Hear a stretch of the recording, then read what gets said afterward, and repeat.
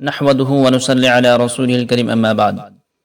آج جب ہم اس کائنات عالم پر ایک حقیقت پسندانہ اور طائرانہ نظر ڈالتے ہیں تو یہ بات روز روشن کی طرح عیاں ہو جاتی ہے کہ ایک انسان کے پاس سب کچھ ہے، عیش و تنعم کے تمام ساز و سامان مہیا ہے، وہ زندگی کی تمام آرائش و زیبائش سے آراستہ و پیراستہ ہے، دنیا کی چمک دمک اور اس کی رعنائی و دل فریبیوں میں مست ہے، وہ سورج کی شعاعوں کو گرفتار کر رہا ہے اور آسمانوں پر کمانڈے ڈال رہا ہے، لیکن بات اب بھی نہیں بن رہی ہے، تشنگی جو کی تو قائم ہے۔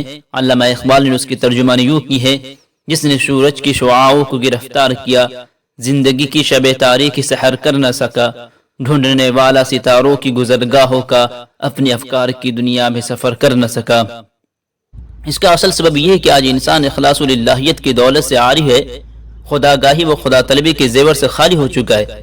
جس کی ترجمانی اللہ پاک نے اس طریقے سے قرآن کریم کے اندر اللہ تبارک و تعالی ارشاد فرماتے ہیں: اعوذ باللہ من الشیطان الرجیم الذین ان مکناہم فی الارض اقاموا الصلاة وآتوا الزکاة وامروا بالمعروف ونہوا عن المنکر۔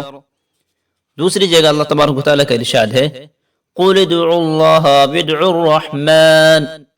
کو پس پش ڈال دیا ہے۔ یہ سب کچھ اس وجہ سے ہو رہا ہے کہ اس نے یقین کی دولت سے منہ موڑ کر، اس سے روگردانی کر کے حرص و ہوا کو اپنا اصل مقصد قرار دے دیا ہے اور میدہ و مادہ کی پجاری ہو گیا ہے۔ اس نے ٹیکنالوجی کو اپنا کل سرمایہ قرار دے دیا ہے۔ یقین و ایمان، صداقت و حق پسندی ایسی طاقت ہے جس کے سامنے باطل کبھی ٹک نہیں سکا، چاہے میدان کارزار ہو یا مارکہ قلم و قرطاس، عقل و استدلال کی جنگ ہو یا زبان و بیاں کی جلوہ گری ہو، کامیابی ہمیشہ اسی کو ملے گی جو یقین و اعتماد کی دولت سے مالا مال تھا۔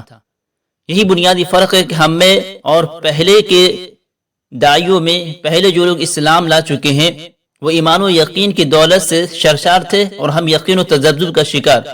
دین ان کا حال تھا اور ہمارا صرف کہتے رہتے ہیں۔ قرآن ان کے دل کی صدا، روح کی غذا اور درد کا مداوا تھا اور ہمارے لیے طاقوں پر سجانے کی بابرکت کتاب۔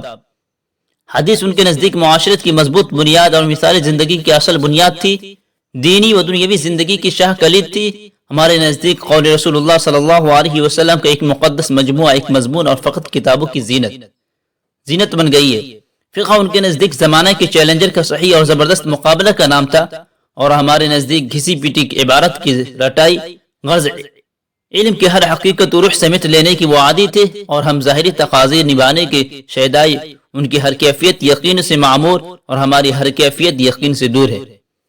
ربعی بن عامر سے کون واقف نہیں ہے جو ایک بادی نشی صحرا کے پروردہ ایرانی تمدن کے کوسوں دور، اسلام اور اسلامی تعلیمات سے سرشار، دین حق پر دل و جان سے جانثار، جن کی ہر ادا میں ایک بانگ پن، ساسانی سلطنت کے کمانڈران چیف رستم کے سامنے عزم استقلال کا پہاڑ بن کر کھڑے ہو گئے۔